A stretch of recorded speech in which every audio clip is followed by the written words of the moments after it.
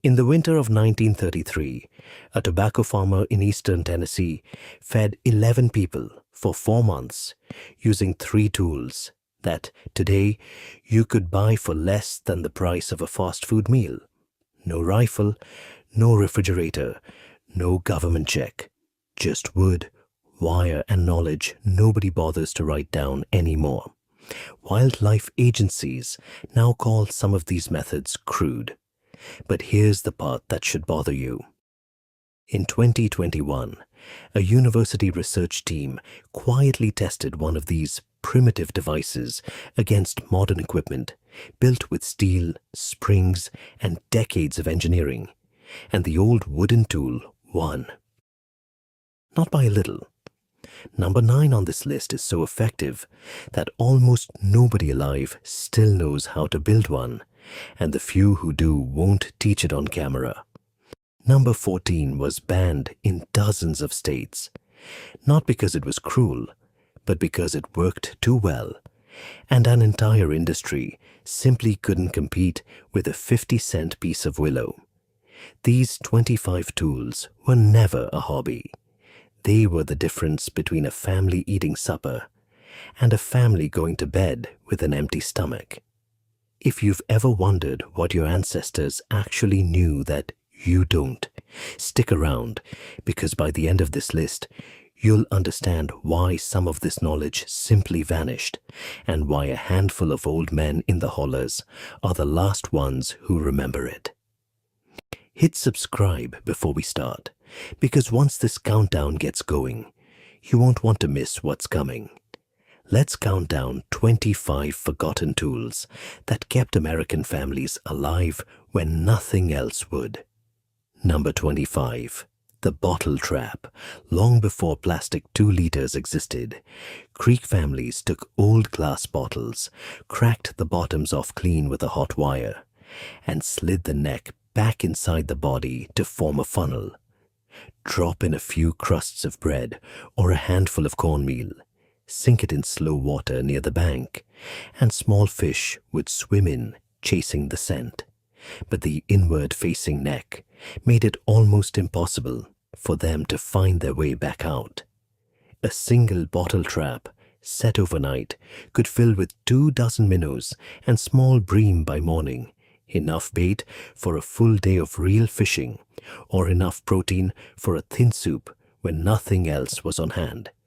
The trick nobody talks about is the angle of the break. Too steep, and fish bounced off the glass edge before ever swimming in. Appalachian women, who often ran the bottle lines while the men worked timber, learned to score the glass at almost exactly the same angle every time by feel, without a single measurement. When mason jars became cheap and plentiful in the 1940s, the bottle trap evolved again, and some hollow communities still keep a few buried in creek mud out of pure habit, decades after anyone needed them to eat. And the next tool on this list looks even simpler, but the margin for error was almost zero. Number 24. The snare wire gauge trick. Everybody who has read about Appalachian trapping knows about copper wire snares. What almost nobody mentions is the gauge, and the gauge was everything, too thin, and a frightened rabbit could simply snap the loop and run off bleeding, wasting both the catch and the wire.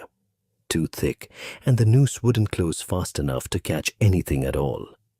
Old trappers settled on a window so narrow it barely shows up in any surviving manual, somewhere between 16 and 18 gauge. Soft-drawn copper worked just enough to lose its spring without losing its strength. They tested it the same way every time, by bending a length around 2 fingers and feeling exactly how much resistance pushed back. A trapper with the wrong gauge in his pocket could walk an entire ridgeline and come home with nothing, while the man beside him, using wire that looked identical to an untrained eye, filled half his sack. This is the kind of knowledge that lived entirely in calloused hands, never in books, and it disappeared almost the moment factory-made snares with calibrated cable took over in the 1960s. But wire wasn't the only material that took years to master. Number 23, the deadfall hair trigger stick. The figure 4 deadfall gets all the attention, but the real secret sat in a single piece of wood most people never even notice, the bait arm. Cut it too long, and the slightest breeze set the trap off empty. Cut it too short, and a squirrel could nibble the bait clean off without ever disturbing the trigger. Mountain boys learned to whittle that one stick to a length measured against their own forearm, adjusting by the width of a single knuckle, depending on whether they were after squirrel, chipmunk, or grouse. The genius of the design is that the entire trap balances on a fraction of an ounce of pressure, transferred through 3 points of wood, touching at precise angles. No metal, no spring, nothing storing energy except gravity itself, and a flat rock waiting to fall. A boy who mastered the hair trigger stick could set a dozen deadfalls before school and come home to find half of them sprung true. The ones who never quite got the feel for it came home to empty traps and a hungry family, which is exactly why the skill was guarded and taught slowly, one failed set at a time. Now here's where fishing gear gets just as particular. Number 22, the cane fishing pole cure. Before fiberglass rods existed, almost every creek bottom family in the South fished with cane cut straight from the riverbank. But raw cane snapped, warped, and rotted within a season unless it was cured properly. The process took weeks. Families cut the cane in late fall once the sap had dropped, then hung the stalks horizontally near a chimney or smokehouse, where slow, steady heat would dry them evenly without scorching the surface. Every few days, someone had to rotate each pole a quarter turn to keep it from bowing, because cane left in one position too long would set permanently crooked. A properly cured cane pole, sanded smooth and rubbed with a little lard or tallow to seal it, could outlast a decade of hard fishing and bend nearly double without snapping, something almost no green cane could survive. Families guarded their good poles like tools, not toys, and a well-cured 12-foot cane pole was sometimes worth trading for a day's labor, because everyone on the creek knew exactly how much patience had gone into making it. The next one has nothing to do with hunting at all, and that's exactly why it's on this list. Number 21, the persimmon seed weather red.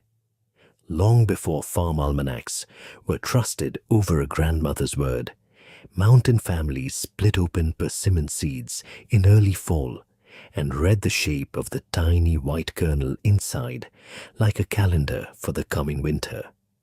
A spoon shape meant heavy, wet snow was coming. A fork shape meant a mild season with light powder. A knife shape, the one nobody wanted to see, meant a winter so cold and cutting that trap lines would need to be set early and checked twice a day before the ground froze solid. Families would split open 10 or 20 seeds from the same tree just to be sure the reading held, then plan their entire trapping and food storage season around it, deciding how many hogs to slaughter, how much wood to split, and how many snares to set out before first frost. Modern meteorologists dismiss it as folklore, with no real predictive power, but more than one old-timer in the Smokies will tell you their grandmother's persimmon reading lined up with the actual winter more often than the radio ever did, and nobody in the family argued with her about it twice. None of this mattered, though, if you couldn't keep food edible once you had it. Number 20, the ash hopper. This wasn't a hunting tool at all, but without it, almost nothing else on this list worked. because the ash hopper was how mountain families made the lye that cured and preserved meat through winter. A V-shaped wooden trough was built on legs, lined with straw, and packed tight with hardwood ash, saved all year from the fireplace. Rainwater or water carried by hand was poured slowly through the ash, and what dripped out the bottom was a caustic brown liquid strong enough to dissolve fat into soap, or mixed correctly with hog lard, to cure meat that would otherwise spoil within days. The strength of the lye couldn't be measured with any instrument a mountain family owned, so they tested it the only way available, by floating a chicken feather on the liquid. If the feather dissolved too fast, the lye was too strong and would ruin the meat. If it barely reacted, the batch was too weak to work at all. An ash hopper, tended correctly, meant a family could preserve hams and bacon through an entire winter with no refrigeration whatsoever. And a single hopper, rebuilt season after season, often outlived the person who first built it. Curing the meat was one battle. Smoking it without ruining it was another. Number 19. The smokehouse draft trick.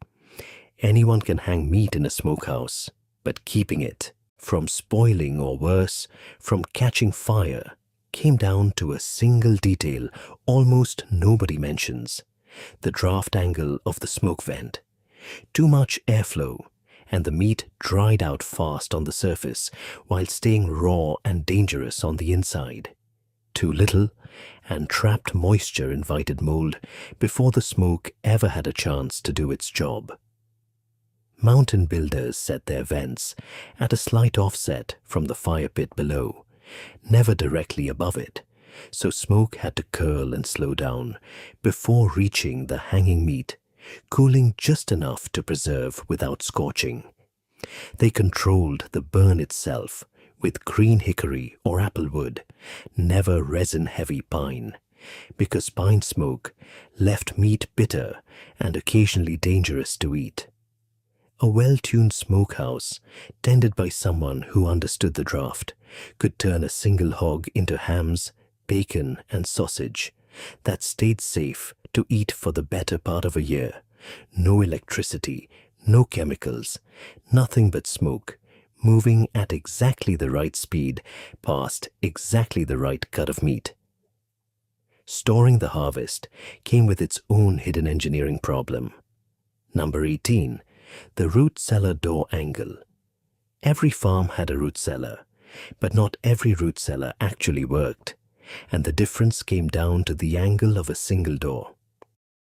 Dug into a hillside, the cellar relied on the earth itself to hold a steady, cool temperature through the worst of summer and the worst of winter, but only if the entrance door was angled to shed water away from the dirt floor instead of channeling it straight inside.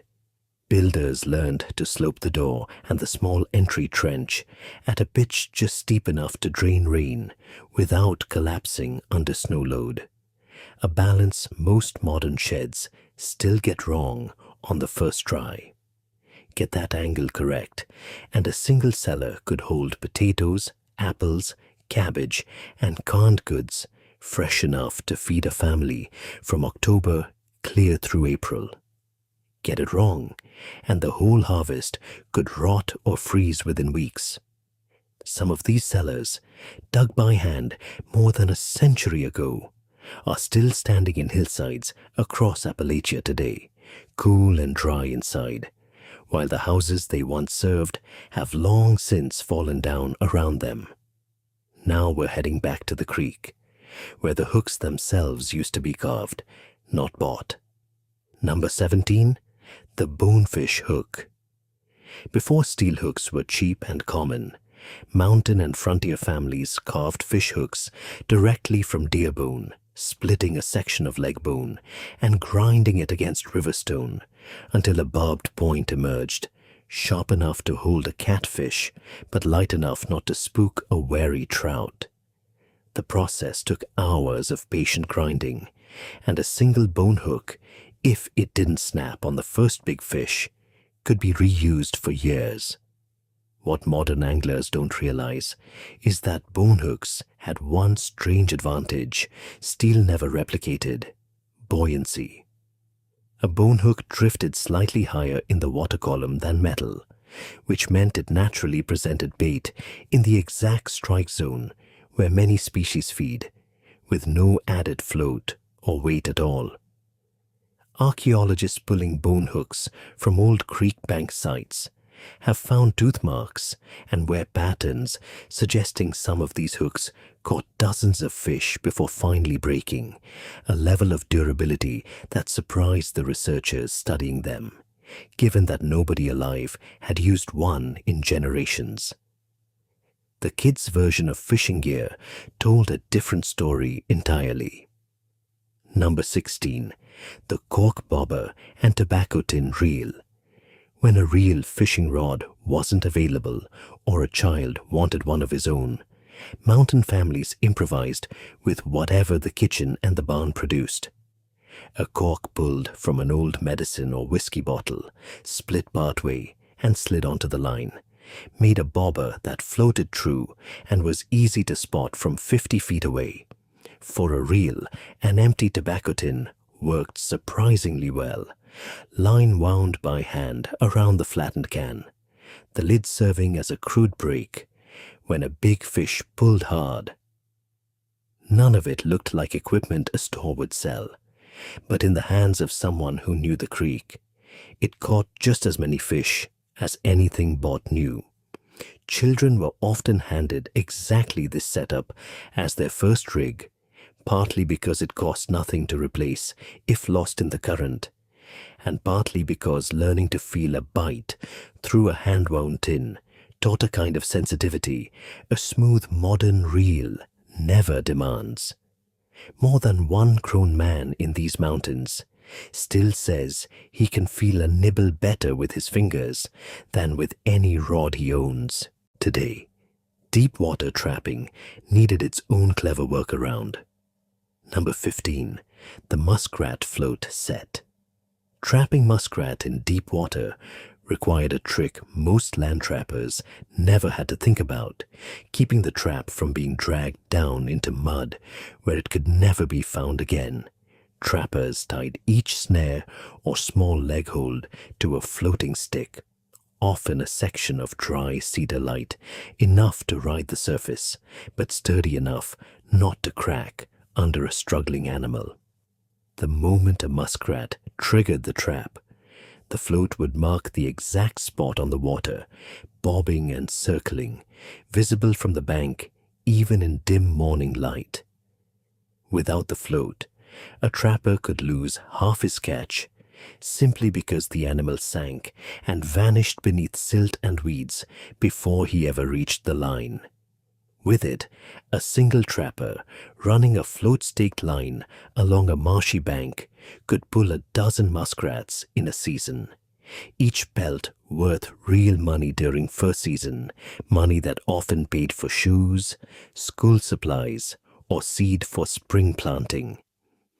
The float looked like nothing more than a stray stick to anyone who didn't know what they were looking at, which was exactly the point.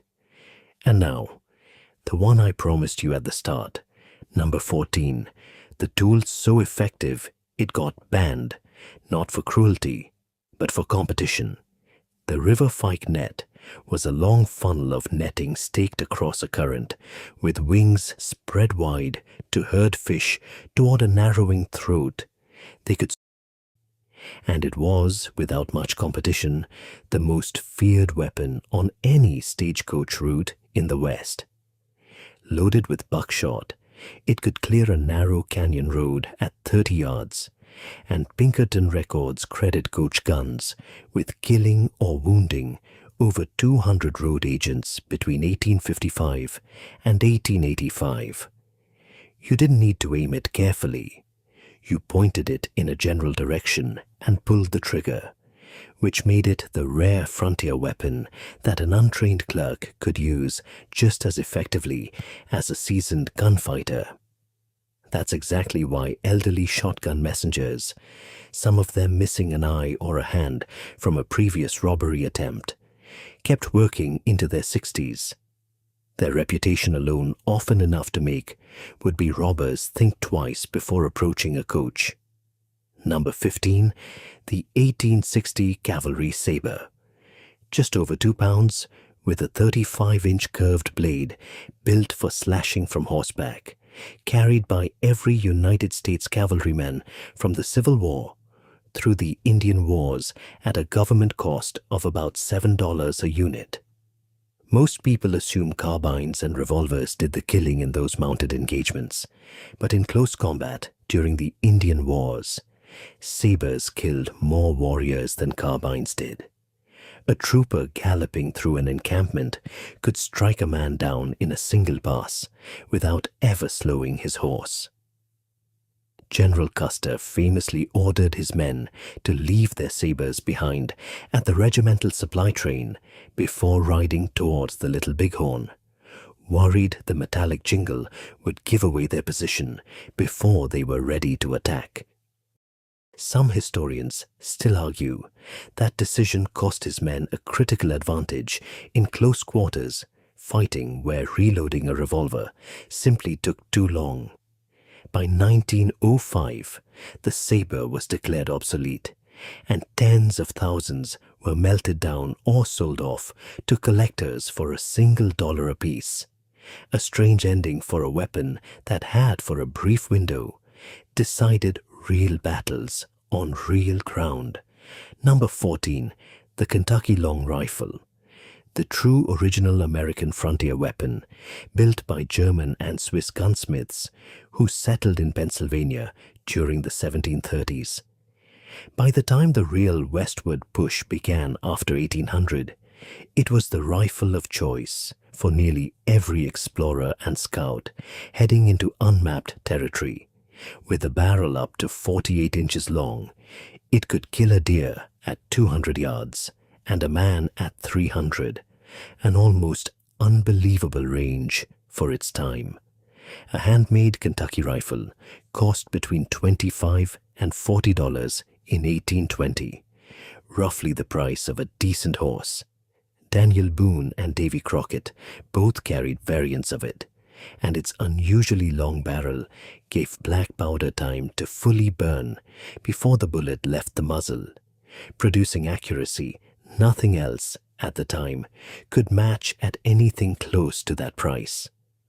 The barrel was so long that mountain men eventually had to dismount just to reload it, which is the exact reason a shorter replacement eventually pushed it out of the fur trapping trade, even as it remained a prized hunting weapon back east for decades afterward.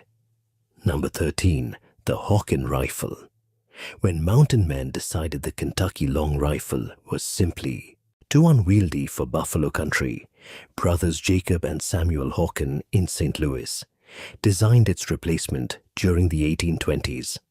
Shorter, with a barrel of only 34 inches, chambered in a much heavier 50 or 54 caliber. The Hawken became the rifle Jim Bridger and Kit Carson carried into the Rocky Mountains.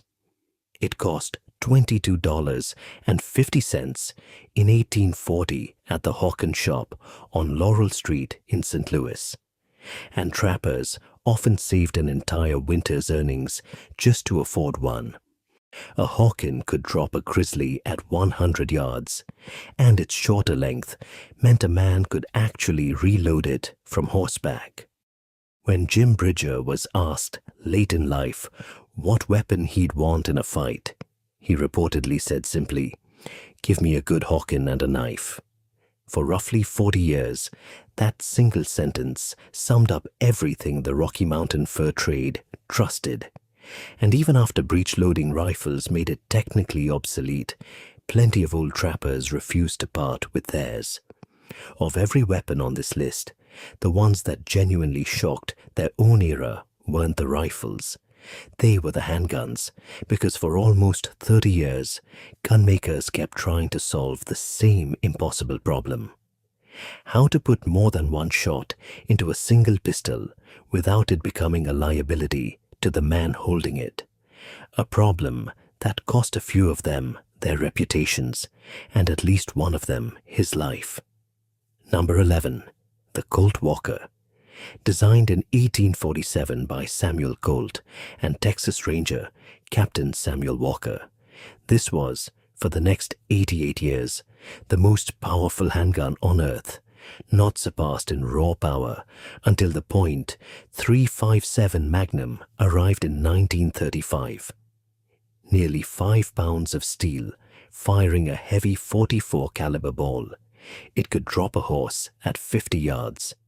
Only 1,100 were ever made, and Captain Walker himself was killed in Mexico before he ever held a finished production model. Texas Rangers used the Walker to devastating effect against Comanche raiders, firing 6 shots where their previous weapons managed exactly 1. A change in firepower so dramatic that it reportedly forced entire raiding parties to rethink how they approached a fight. At $50 apiece in 1847, it cost more than a horse, and today a surviving original in good condition can sell for close to $1 million at auction.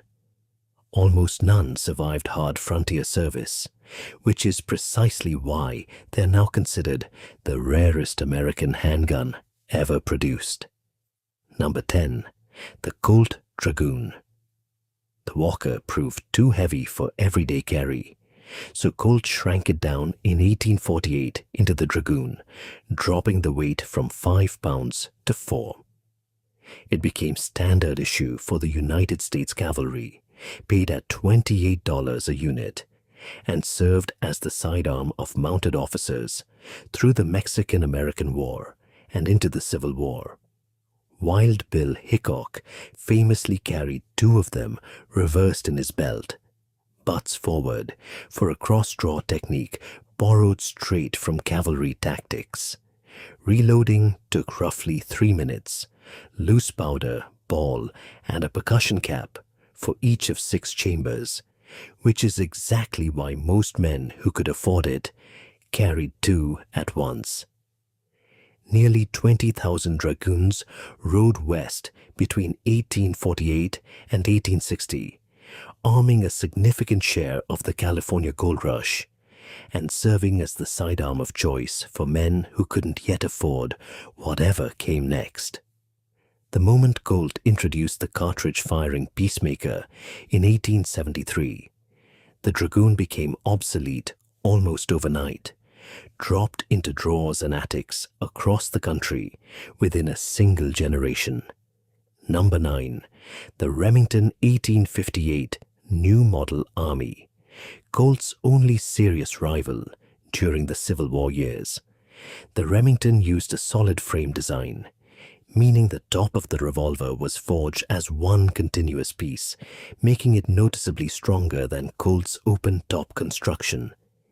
The Army paid $15 for it, slightly less than the equivalent Colt. The genuinely revolutionary feature was swappable cylinders. A man could carry 3 preloaded cylinders in his pocket and reload his entire pistol in about 15 seconds, simply by swapping one out, an almost unheard of rate of fire for 1860. Once metallic cartridges became standard, Remington quickly converted existing 1858 frames to fire them, keeping the design relevant years after Colt's open-top revolvers had started to look dated by comparison. And yet in popular memory, Colt gets virtually all the credit for that entire era, while Remington has been quietly written out of the story almost completely, despite arguably building the stronger gun. What came after the revolvers wasn't just an upgrade. It was the single biggest argument of the entire Civil War, fought not on a battlefield, but inside the United States Army's own procurement office, between officers who wanted firepower and accountants who wanted savings, And the losing side of that argument is the reason thousands of men eventually died on a hillside in Montana more than a decade later. Number 8. The Henry rifle.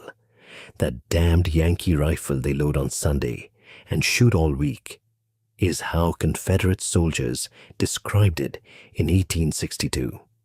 Designed by Benjamin Tyler Henry and built in New Haven, Connecticut, it held 16 rounds in a tube magazine beneath the barrel, firing a .44 caliber rimfire cartridge. A Union soldier carrying a Henry could fire 16 shots in the time a Confederate with a standard muzzle loader managed 3. It cost $40 in 1862, nearly 2 months of a soldier's pay, and the Army officially refused to adopt it, convinced the rate of fire would simply waste ammunition. So soldiers who wanted one bought it themselves. After the war, it went west with returning veterans, and Oliver Winchester, the same man who'd bought the wreckage of the failed volcanic pistol years earlier, took the Henry design and turned it into the rifle that eventually carried his own name instead. The Henry is the direct ancestor of the gun that supposedly won the West, and almost nobody today can tell you what it was called, let alone that it was the soldiers themselves, not the Army, who paid out of pocket to make sure it existed at all. Number 7. The Spencer repeating rifle. And here's a weapon that genuinely should have changed everything, but didn't. Christopher Spencer invented it in 1860, a 7-shot lever action rifle using fully self-contained metallic cartridges. President Lincoln personally test-fired one at the White House in 1863 and ordered it into mass production for the Union Army. Over 200,000 were built during the war, and Union cavalry units carrying them were considered by their own commanders nearly unstoppable. After the war, surplus Spencers flooded the West at $7 apiece, a bargain next to the $40 Henry. General Custer armed his 7th Cavalry Scouts with Spencers, and they carried them right up until 1873, when the Army made a decision that would later cost lives. The military replaced the Spencer with the single-shot trapdoor Springfield, simply because issuing 1 bullet per soldier was cheaper than issuing 7, a choice made in a budget meeting far from any battlefield, by men who never had to live with the consequences. That single cost-cutting decision sits at the center of what happened 3 years later at the Little Bighorn, and we'll come back to exactly why in a moment. Number 5. The Derringer. A single-shot pocket pistol, barely 4 inches long, small enough to hide in a vest pocket or tucked into a lady's muff, named for gunsmith Henry Derringer. It was completely useless at any distance beyond about 6 feet, but inside that range, it was small, easily concealed, and lethal.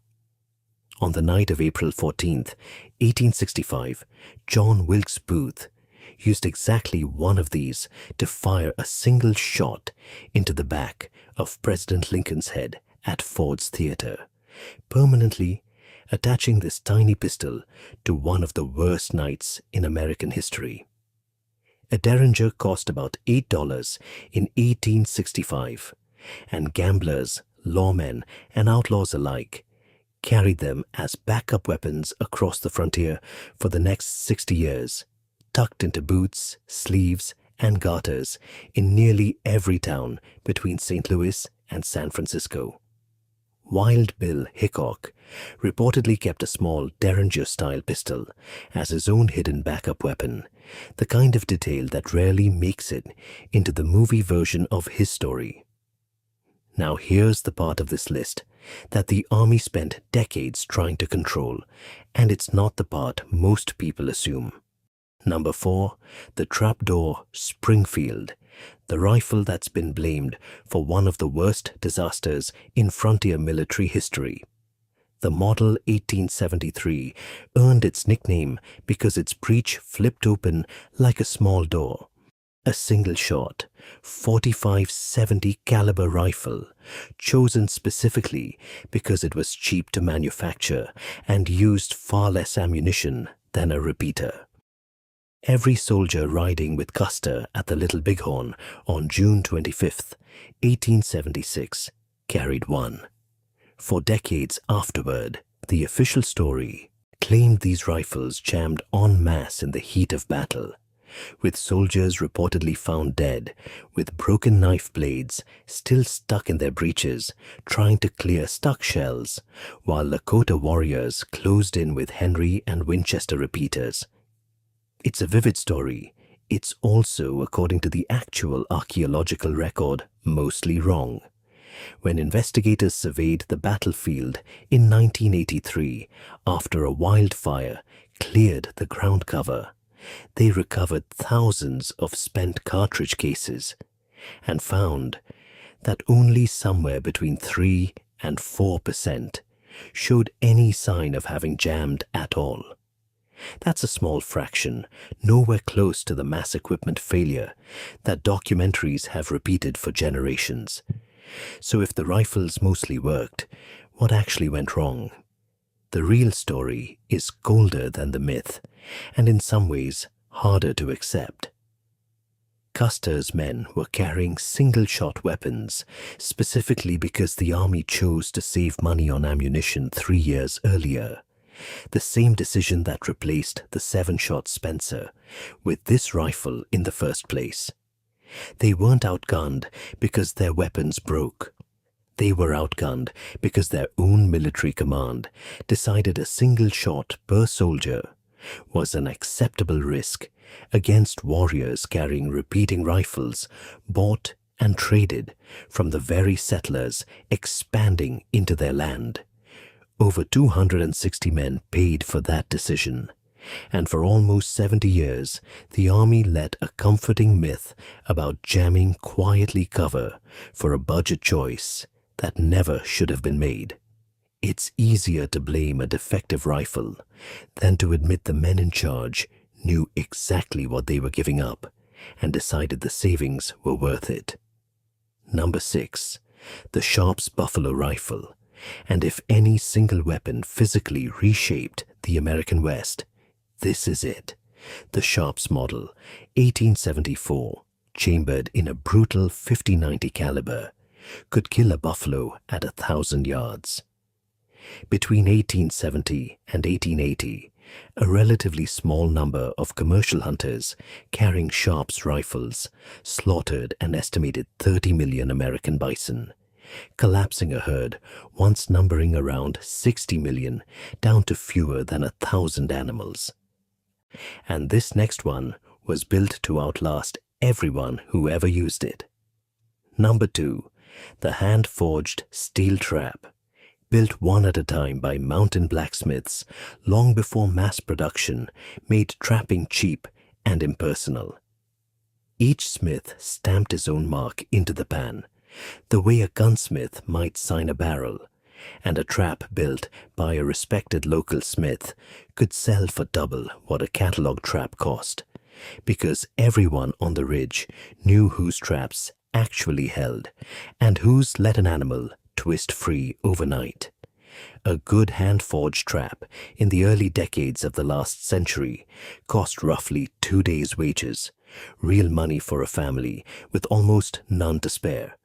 But a single one, properly set, could account for dozens of muskrat or mink pelts across a single season, paying for itself many times over before the snow even melted. What almost nobody discusses today is how some of these century-old forged traps are still functional, still snapping shut clean and true, found hanging forgotten in tobacco barn rafters by grandchildren who have no idea what they're holding. A trap built to outlast its maker by 100 years wasn't an accident. It was the entire point. And finally, the one entry on this list that was never really equipment at all. Number 1. And this last entry was never a tool in the usual sense. It was a partnership. A trained hound, often a black and tan or a treeing walker, wore a single brass bell on its collar and ranged through creek bottoms at night, working raccoon scent on instinct alone. When the dog finally cornered an animal up a tree, it stood at the base, bayed steadily, and the bell rang out a particular rhythm with every bark, a rhythm a hunter half a mile away in pitch darkness could recognize instantly and follow straight to the tree without a flashlight, a radio, or a single wasted step. A good dog cost real money to raise and train, often close to a month's wages for an average mountain family. But a single dog could tree 100 raccoons in one winter at a few dollars a pelt, paying for itself many times over, while becoming something closer to family than equipment ever was.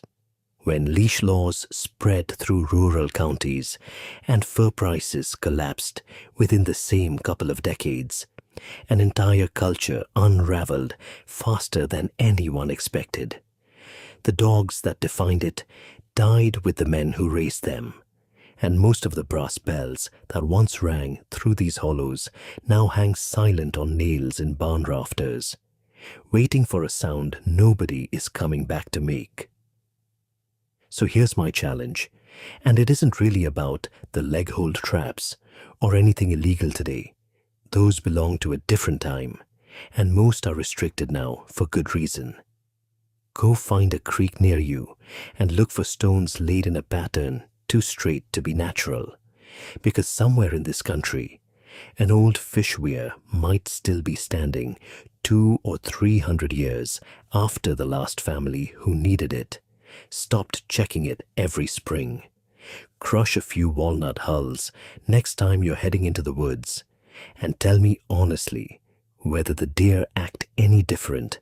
Listen for a rain crow on a still, hot afternoon and see if the sky proves it wrong. None of this is nostalgia for its own sake. It's a reminder that an entire generation of people solved real life or death problems with wood, wire, bone, and patience, decades before anyone had the luxury of buying their way out of hunger. Somewhere in your own family, there's probably a version of one of these 25 tools nobody's mentioned in 50 years.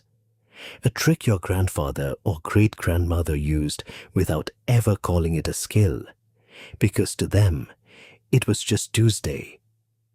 Drop a comment and tell me which one your family still remembers, because somebody, somewhere, still knows how it's done, and that knowledge deserves to outlive the people quietly taking it to the grave with them.